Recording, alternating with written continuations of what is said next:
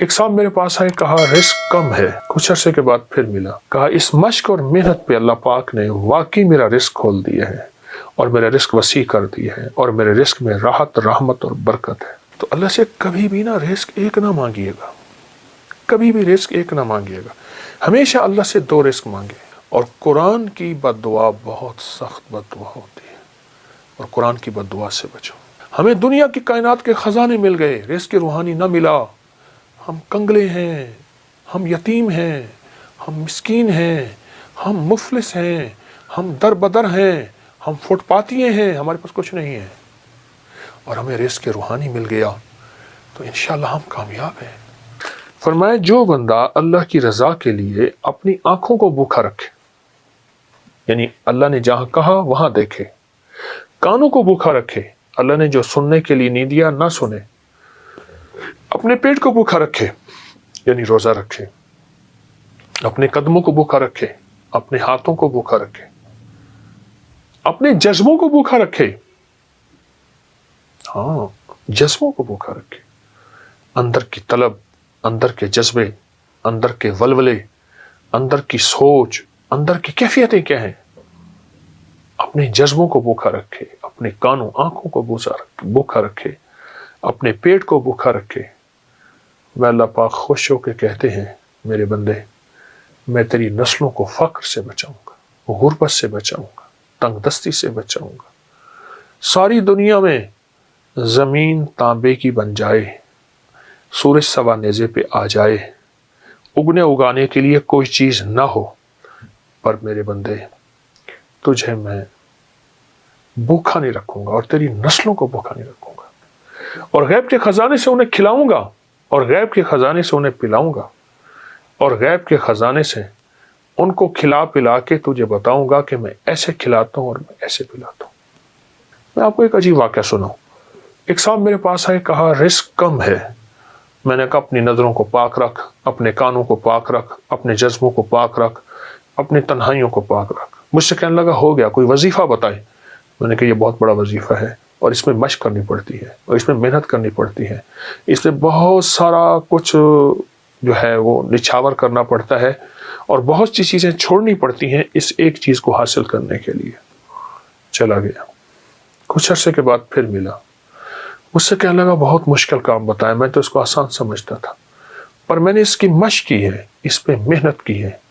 تو میں نے اس پہ ملا کیا، کہا اس مشق اور محنت پہ اللہ پاک نے واقعی میرا رزق کھول دیا ہے اور میرا رزق وسیع کر دیا ہے اور میرے رزق میں راحت، رحمت اور برکت ہے۔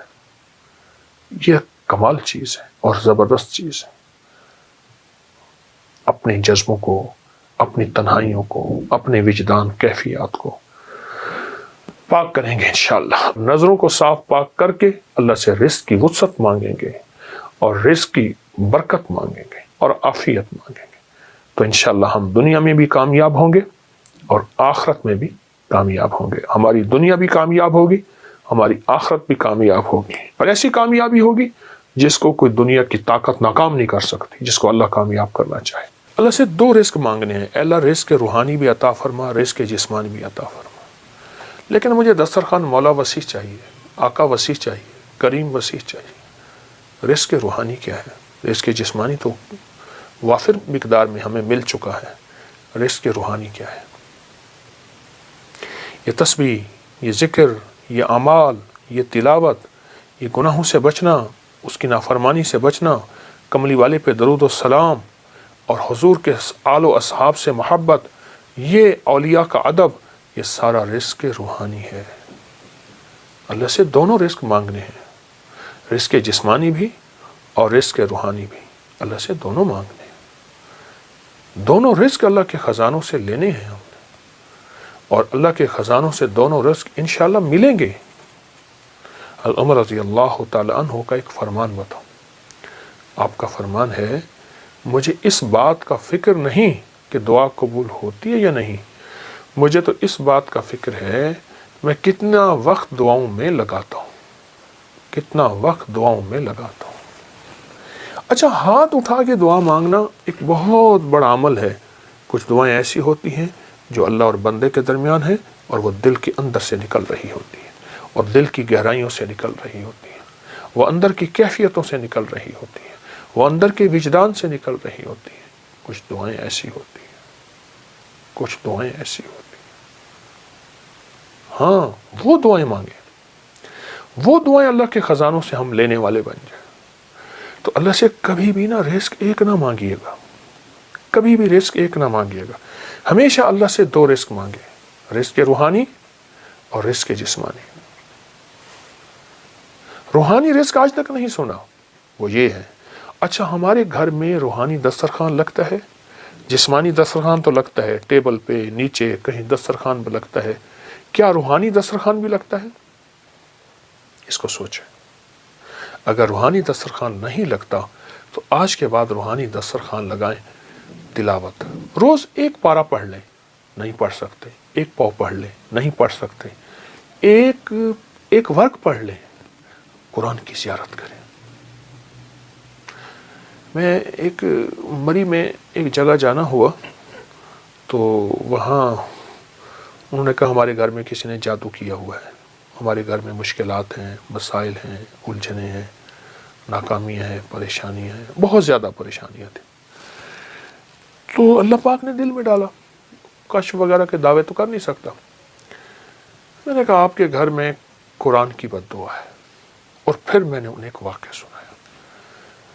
ایک بہت بڑے درویش تھے، وہ ہر سال ایک جگہ جاتے تھے، چند دن وہاں گزارتے، لوگوں کو اللہ اللہ سکھاتے۔